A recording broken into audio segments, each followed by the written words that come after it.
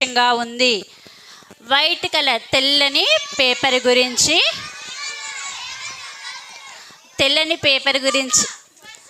Okay wait మా తెల్లని paper గురించి ఈరోజు నేను చెప్పబోతున్నాను. నా అంశం వచ్చేసి నూతన జీవం అంటే న్యూ లైఫ్, కొత్త జీవితము.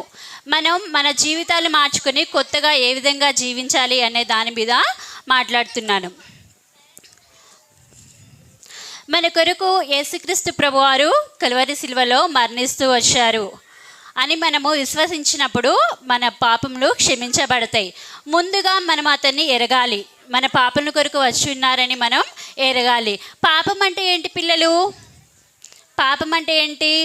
పెద్ద పెద్ద పాపాలు ఏం కాదు. మీరు చిన్నపిల్లలు కాబట్టి చిన్న చిన్న దొంగతనాలు, చిన్న చిన్న అబద్ధాలు ఏం చెప్తారు మీరు?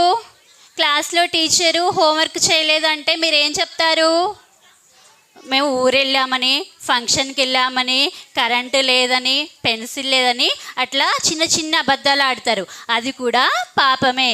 ఆజ్ఞాతిక్రమమే పాపము. ఆజ్ఞను అతిక్రమించటమే పాపము. ఇంకా ఏంటి? పుట్టిన దగ్గర నుంచి ఇప్పటి వరకు మేము ఏ పాపం చేయలేదు అన్నవాళ్ళు ఎవరైనా ఉన్నారా ఇక్కడ? ఎవరైనా ఉన్నారా?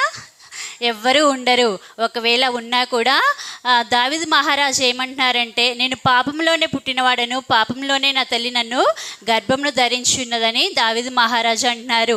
మనం పాపంతోనే, మనం జన్మముతోనే పాపులము. మనకి జన్మతః కర్మతః మనం పాపులమై ఉన్నాము. పాపం నుండి విడిపించిన కొరకు యేసుక్రీస్తు ప్రభువారు మన కొరకు సిలువలో మరణించి ఉన్నారు.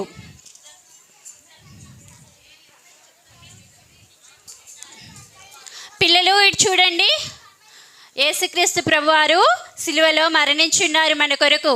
అమ్మ గర్ల్స్ లుక్ ఎట్ మీ. అమ్మ girls first line, second line girls look at me. ఇక్కడ చూడండి, యేసుక్రీస్తు ప్రభువారు మన కొరకు, మన పాపముల కొరకు సిలువలో వ్రేలాడుతూ ఉన్నారు. కనిపించిందా పిల్లలు?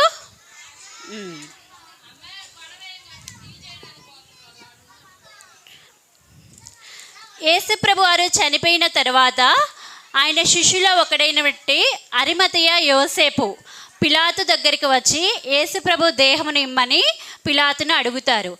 అప్పుడు పిలాతు ప్రభువారి దేహమును అప్పగించినప్పుడు అరిమతయ యోసేపు ఒక తోటలో ఉన్న సమాధిలో యేసు ప్రభువారి దేహమును ఉంచుతూ వస్తారు. ఉంచిన తర్వాత సమాధి ద్వారం వద్ద ఒక రాయిని పొర్లించి అక్కడి నుంచి దుఃఖంతో వెళ్ళిపోతూ ఉంటారు.